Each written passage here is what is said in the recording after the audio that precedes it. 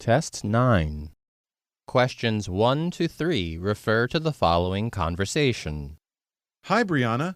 The CEO just left a message. He's scheduled a board meeting at 2 p.m. I see.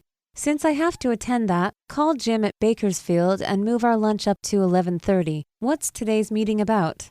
Will do. The CEO didn't say the topic of the meeting. He probably wants to give one of his motivational speeches. Though they're long-winded, they're useful for keeping our spirits high. Number 1. Who most likely is the man in this conversation?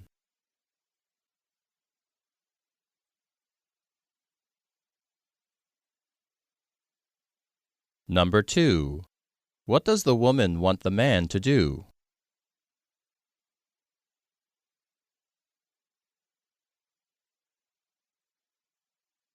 Number 3. How does the woman describe the CEO's speeches?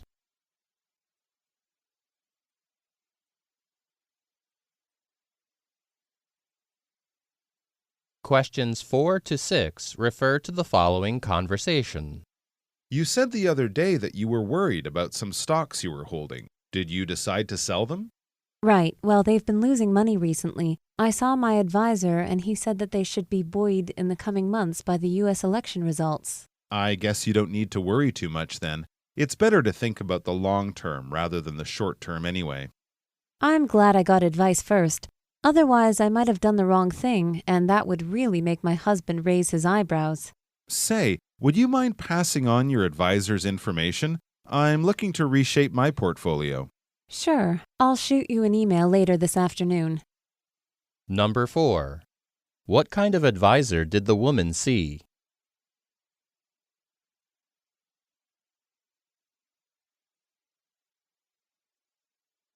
Number 5. What is said to be the effect of the upcoming election results?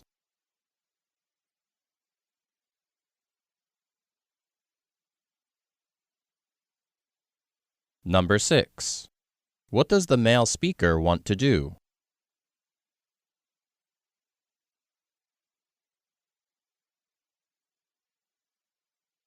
Questions 7 to 9 refer to the following conversation.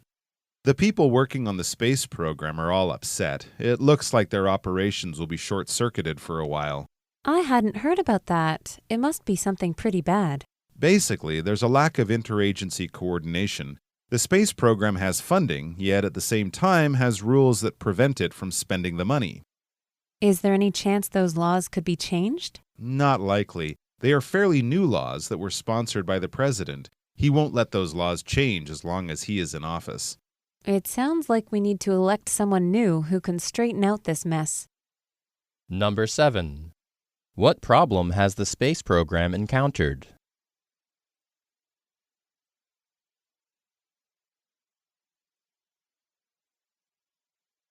Number 8.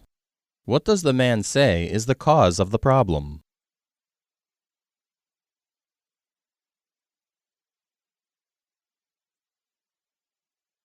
Number 9. What does the woman think a new president could do?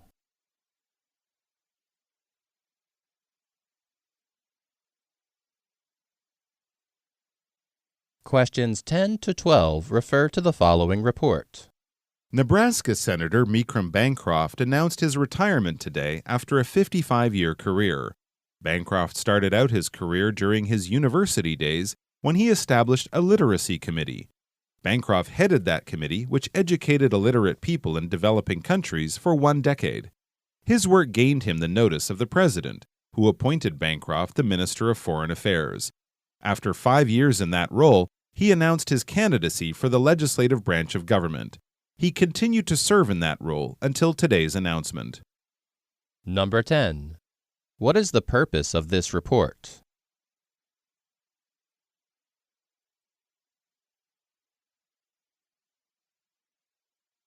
Number 11. What kind of people did Mecrum Bancroft's committee help?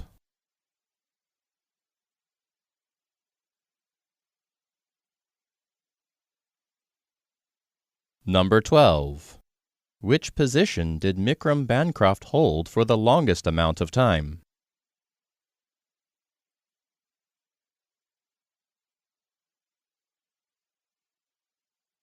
Questions 13 to 15 refer to the following speech.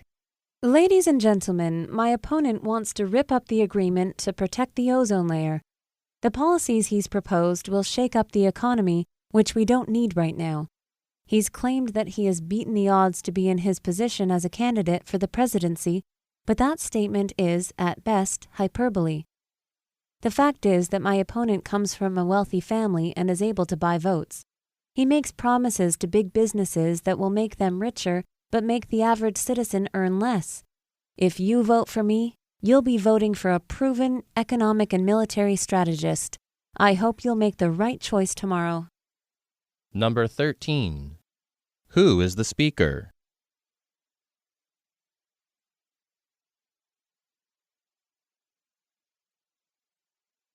Number 14.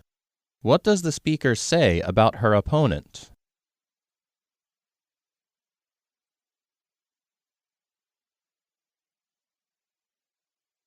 Number 15.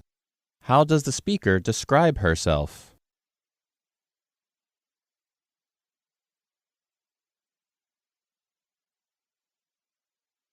Questions 16 to 20 refer to the following news report. Curtains for Castro. Welcome back. Fidel Castro created some serious problems for the United States soon after he took control of Cuba in 1959. For the leader of such a small country, he cast a very large shadow over the United States and foreign policy. CNN's Martin Savage looks back at his controversial legacy. Depending on whom you talk to, Fidel Castro was a revered revolutionary legend or a despised tyrannical dictator. There is little middle ground. Castro came to power in 1959 in a widely popular revolution, overthrowing Cuba's then dictator, Fulgencio Batista. The new government quickly gained the recognition of the United States. But it wasn't long before the bearded rebel's leftist ideology put him on a collision course with America, especially when he allied himself with the Soviet Union. Seeing a new threat just 90 miles offshore, the U.S. decided to act. I have directed the armed forces to... First, launching a trade embargo, followed by the failed CIA-backed Bay of Pigs invasion and several assassination attempts on Castro. All this while the Cuban leader allowed the Soviet Union to secretly build nuclear missile bases on the island. When they were discovered by the U.S. in 1962, the so-called Cuban Missile Crisis brought the world to the brink of nuclear war. As Castro turned more and more to socialism, thousands of his well-to-do Cubans fled the country. The millions left behind became part of his new social experiment, a one-party communist state led by one man himself. He imposed the idea that those who didn't like it could leave. He divided families.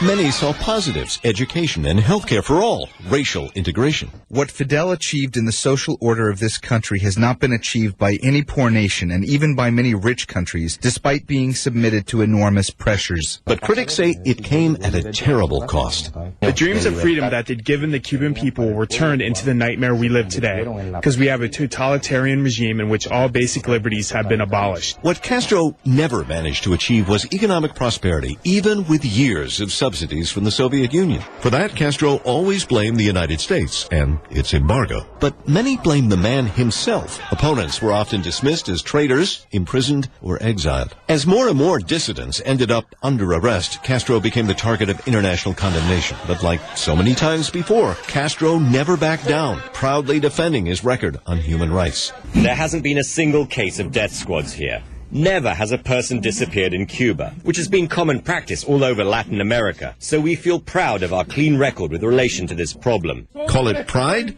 or selective reasoning, but Castro never lost faith in the revolution. Opponents concede Castro's popularity diminished as his beard grew wider, but his intelligence and shrewdness continued to command fear and respect. He would eventually outlive many of his critics and outlast 10 U.S. administrations.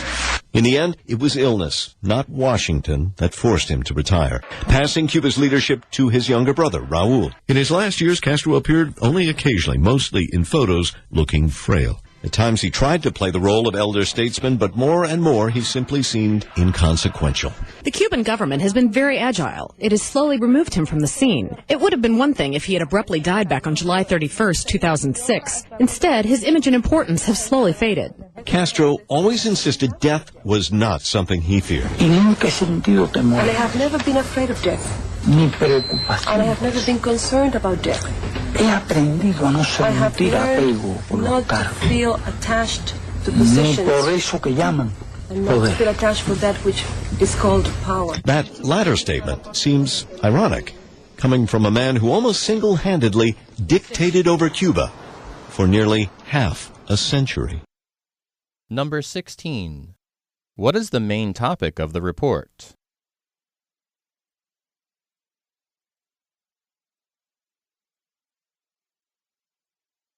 Number 17. What does the reporter imply about Fidel Castro?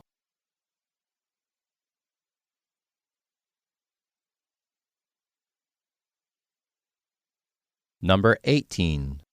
According to the article, what nearly brought about a nuclear war?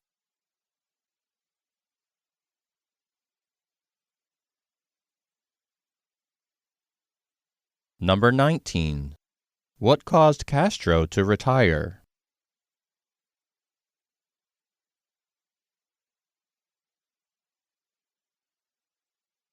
Number 20. Listen to the audio.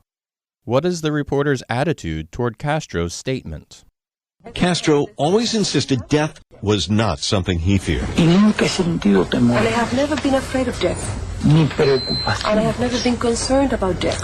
He aprendido a no I have sentir apego por learned los not to cargos, feel attached to ni positions, por eso que llaman and not to poder. feel attached for that which is called power. That latter statement seems ironic, coming from a man who almost single-handedly dictated over Cuba for nearly half a century.